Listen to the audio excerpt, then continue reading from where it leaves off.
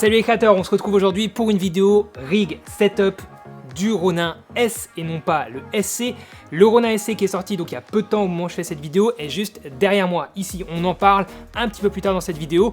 Cette vidéo intervient dans le cadre de la tournée des créateurs pour l'étape de Paris, mais je la tourne ici en Alsace après mon voyage à La Réunion. Bref, le planning fait que ça se passe comme ça, mais en tout cas dans cette vidéo vous allez avoir l'occasion de revivre la rencontre abonnée de Paris chez TRM. D'ailleurs merci beaucoup à TRM de nous avoir accueillis comme il se doit dans leurs locaux à Boulogne-Billancourt pour cette rencontre abonnée de la tournée des créateurs. Merci à toutes les personnes qui étaient présentes pour cette étape à Paris. Donc juste avant de commencer cette vidéo setup de rêve pour le Ronin S et débrief de l'utilisation de ce setup de rêve, je vous invite donc à revivre cette étape de la tournée des créateurs à Paris.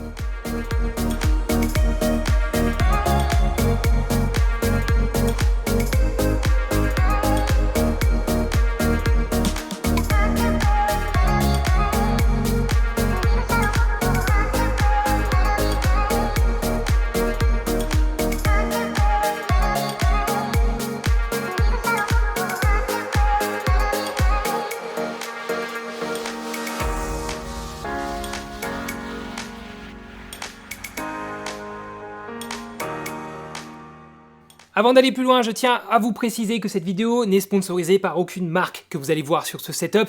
Elle est juste en partenariat dans le cadre de la tournée des créateurs avec TRM, mais ça s'arrête là. Voilà, maintenant on peut commencer. Donc ce setup, je vous l'ai présenté lors de la tournée à Tours, à Paris et aussi à La Réunion. Je vous ai mis en place ce setup là, vous avez pu le prendre en main, voir un petit peu son poids, voir à quel point c'est un setup qui peut être efficace dans certaines situations. Mais pour toutes les personnes qui n'étaient pas présentes lors de ces rencontres abonnées, qui n'ont pas pu voir ce setup, j'ai juste vous le représenter. Donc le boîtier c'est le Sony A7 III, mon boîtier principal, avec le 24-70 2.8 G Master qui est la seule optique que j'ai utilisée, que j'ai emmenée pendant mes 6 semaines de déplacement, donc à la fois à Paris, Tours et à La Réunion.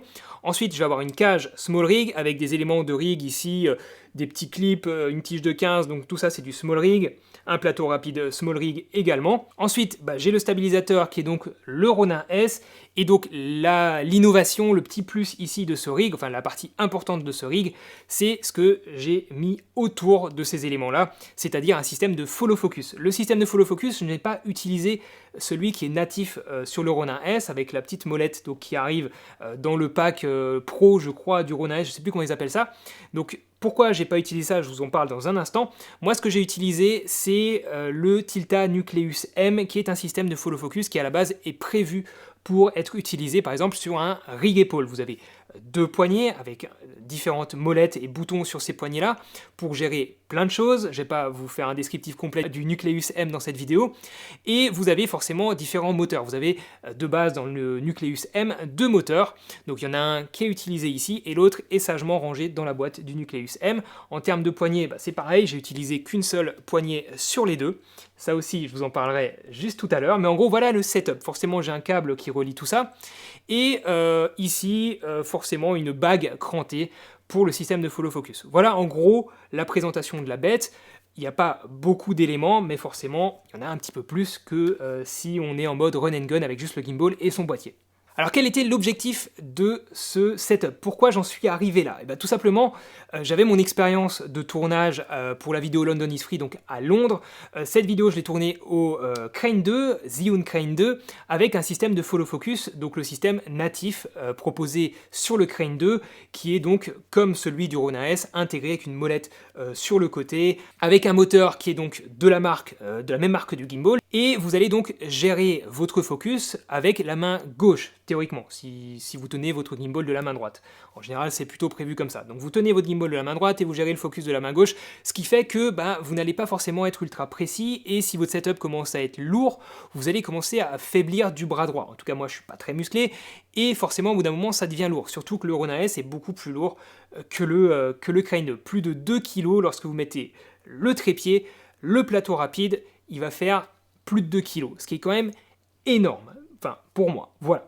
Donc forcément, avec le rig supplémentaire, avec la cage, etc., avoir juste le Ronin dans la main droite et essayer de faire ses prises de vue comme ça, de façon propre, avec juste une main pour gérer tous les mouvements, gérer les rotations, les mouvements en travelling, etc., c'est forcément très compliqué. En tout cas, moi, c'est quelque chose que je trouve compliqué. Et un gimbal comme ça, une main, en général, je l'utilise à deux mains, une main en haut, une main en bas, et là je vais pouvoir être beaucoup plus précis dans mes mouvements. L'idéal bien sûr c'est d'avoir un stabilisateur, un steadicam à deux mains. Comme ça vous allez pouvoir bien gérer chaque mouvement de rotation, être très précis dans ces mouvements-là. Et en fait c'était ça l'objectif de ce setup-là, c'était de retrouver cette aisance de mouvement, de déplacement, de cadrage et de finesse en fait dans mes mouvements de caméra. Donc le souci forcément qui allait arriver à ce moment-là, donc si je prends mon setup comme ça à deux mains, je vais donc pouvoir beaucoup mieux, beaucoup plus facilement gérer les mouvements droite-gauche, haut, bas, j'ai les deux mains, je peux utiliser mes deux biceps et vraiment gérer tout ça facilement. Le seul problème c'est que forcément je n'ai plus de mains disponibles pour gérer la roue de focus sur le côté du Rona S, la roue qui est livrée donc d'origine avec le Rona S.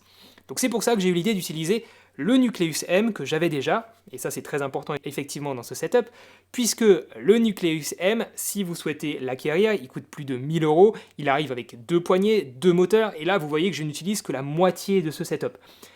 Donc vous commencez à entreapercevoir l'idée derrière tout ça, là où je veux en venir, c'est que ce setup de rêve, il est effectivement sur le papier fabuleux, vous l'avez pris en main pour certains d'entre vous et vous l'avez trouvé super efficace et bien pensé, moi aussi, mais malheureusement, on ne peut pas facilement le mettre en place étant donné qu'il faut acheter différents éléments qui coûtent cher et que dans le cas du Nucleus M, on ne va pas utiliser entièrement. Donc il faut vraiment avoir ce Nucleus M de côté chez soi déjà pour un rig épaule, avoir une autre utilisation pour vraiment justifier cet achat supplémentaire. Sinon, pour moi, ça n'a pas de sens d'acheter le Nucleus M juste pour ça. Ça fait un petit peu cher la poignée, quoi. Mais bref, pour en revenir à l'objectif de ce setup-là, c'est justement de pouvoir tenir son setup à deux mains et d'avoir donc de bénéficier de la petite molette ici de commande qui tombe sous l'index pour gérer le follow focus du rig. Voilà, donc là je vais pouvoir tenir avec les deux mains, gérer le follow focus très facilement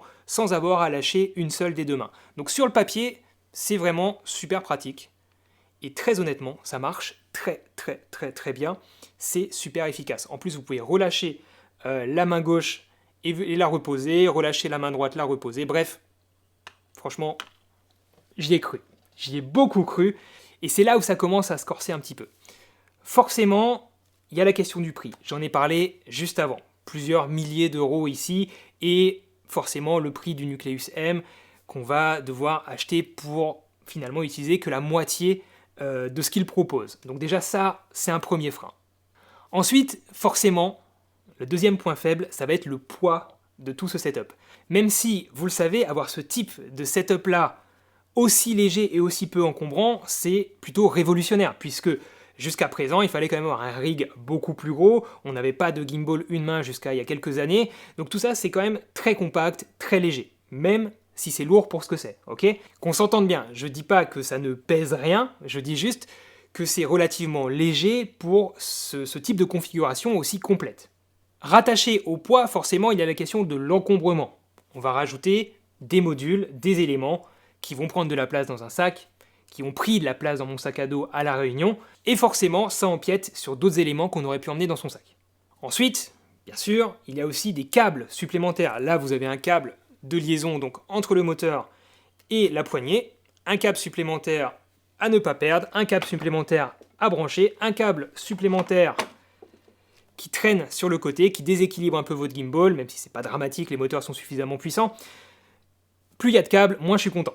Donc encore un petit point négatif pour moi ici. Ensuite, c'est pas fini. Forcément, on va devoir charger tout ça. Donc j'ai des batteries supplémentaires, un nouveau type de batterie, forcément, on va pas être compatible avec des batteries de mon A7 III ou encore moins avec la poignée du Ronin, on peut même pas sortir de batterie puisque c'est la poignée qui fait office de batterie. Donc là, j'ai des batteries supplémentaires qui ont besoin de leur propre chargeur.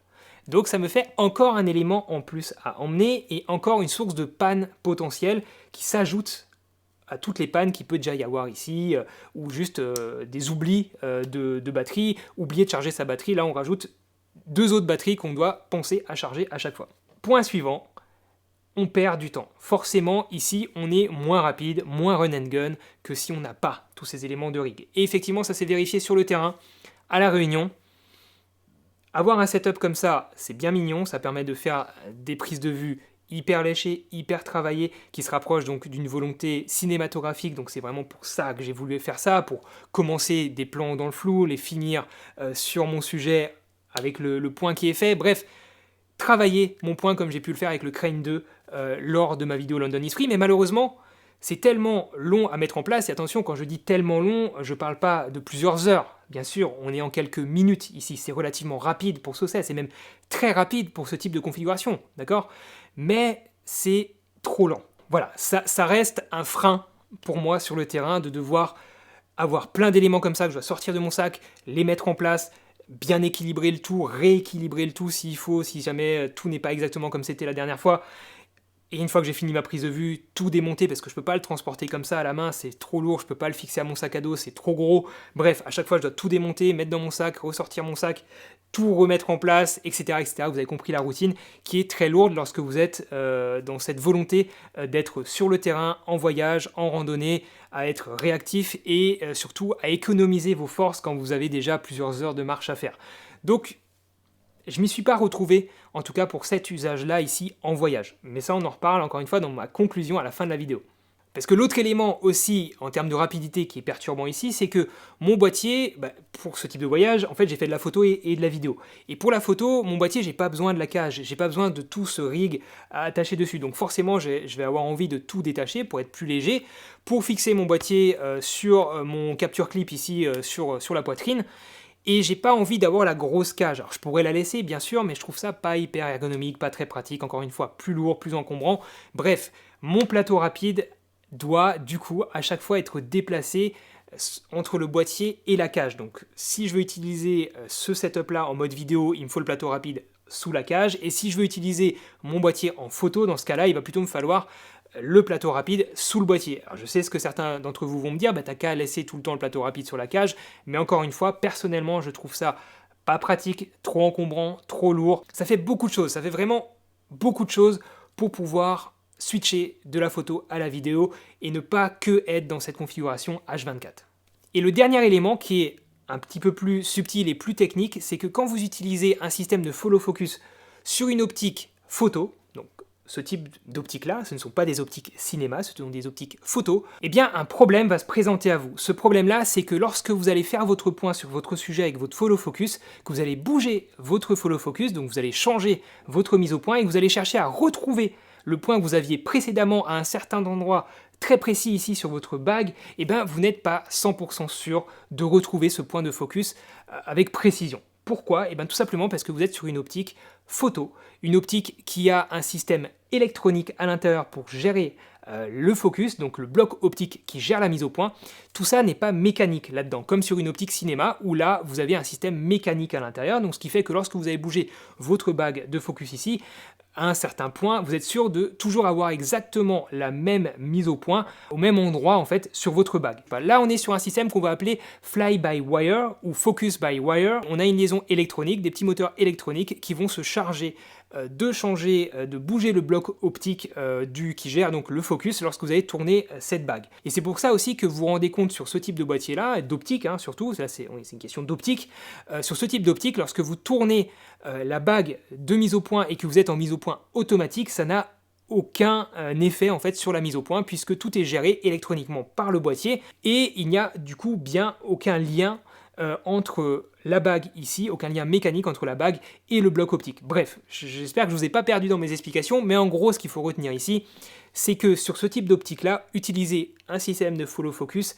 c'est pas vraiment efficace, c'est pas vraiment la meilleure des idées, puisqu'on n'est pas sûr de ce qu'on va obtenir et on n'arrivera pas à être aussi précis que ce qu'on aimerait être avec ce type d'outil, puisque c'est vraiment fait pour. Le follow focus, c'est fait pour être précis, c'est fait pour être précis en manuel, et malheureusement, ici, on a le maillon faible de ce rig-là, c'est l'optique qui n'est pas prévu pour.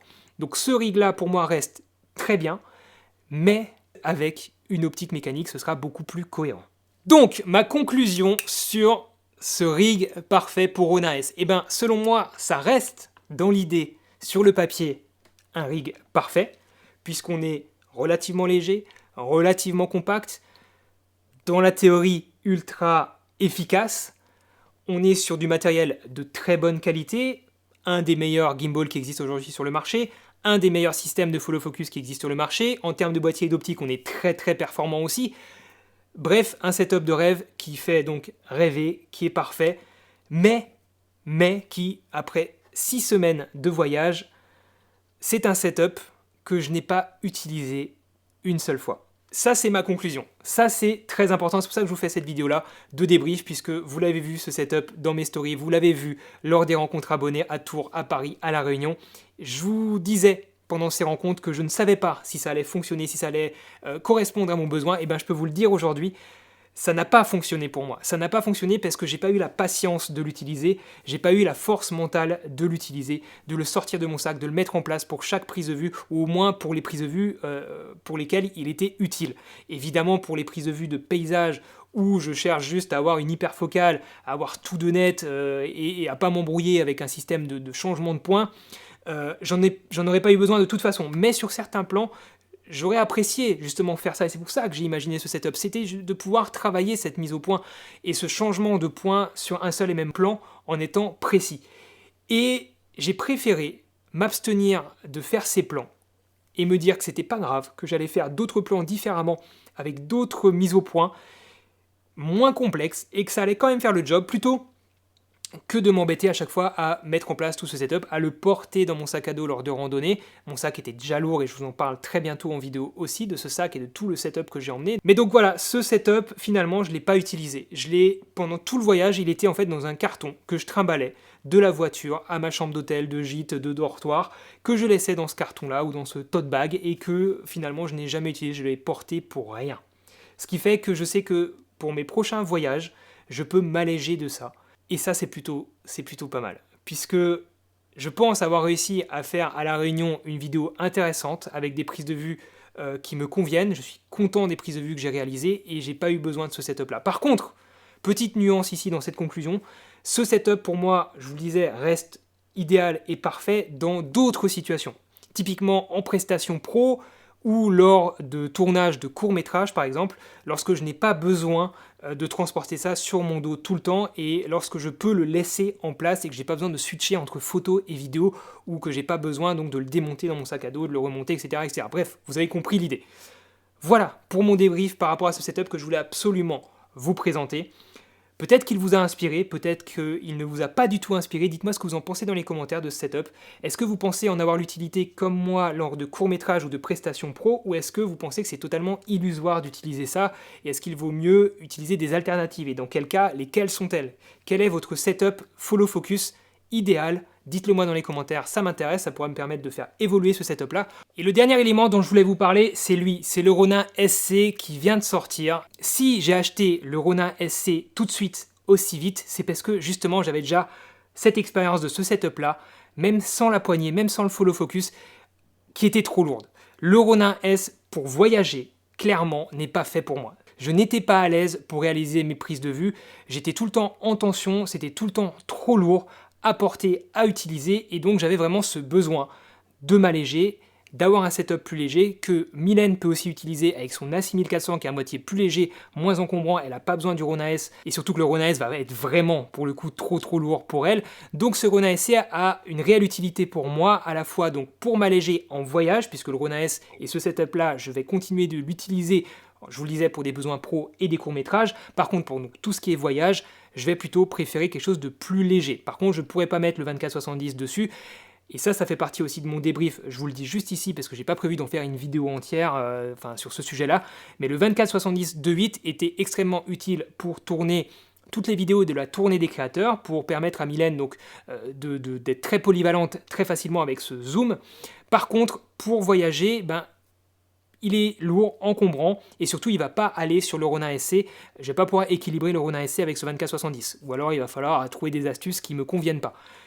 Et je me suis rendu compte pendant mon voyage que j'ai beaucoup utilisé le 24-70 à 24 ou à 35 mm, parfois à 70, pour vraiment chercher des animaux ou des choses loin. Et du coup, clairement, sur mon prochain voyage, ce que je vais essayer de faire, c'est d'au lieu d'emmener juste mon 24-70 que je vais pas pouvoir équilibrer sur le Ronin SC, je vais emmener de nouveau mon 24 1.4 G Master et peut-être une deuxième optique qui va être mon 85 1.8 qui est très légère, très compacte. Bref, les deux sont légères et compactes, ce qui va me permettre donc de les équilibrer sur ce boîtier, sur ce stabilisateur là, et en même temps de couvrir à peu près toutes les plages focales qui m'intéressent.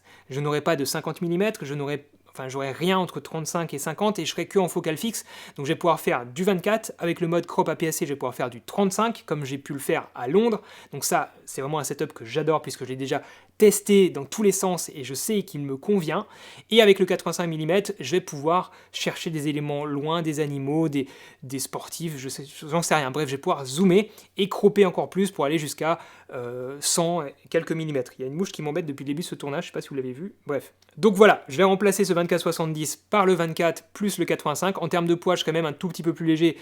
Ça, je vous en parlerai dans une vidéo dédiée, par contre, de comment je vais optimiser entièrement le poids de ce que j'ai pu emmener lors de ce voyage. En attendant, écoutez, on va finir cette vidéo ici. J'espère que cette présentation de rig, de setup de rêve qui ne m'a pas servi, vous a plu. J'espère que ça a pu vous inspirer, en tout cas, que ce soit pour vous donner des idées ou pour des choses à faire ou justement des choses à ne pas faire. Dites-le moi dans les commentaires, et sur ce je vous dis faites de belles photos, faites de belles vidéos, à bientôt les amis, ciao.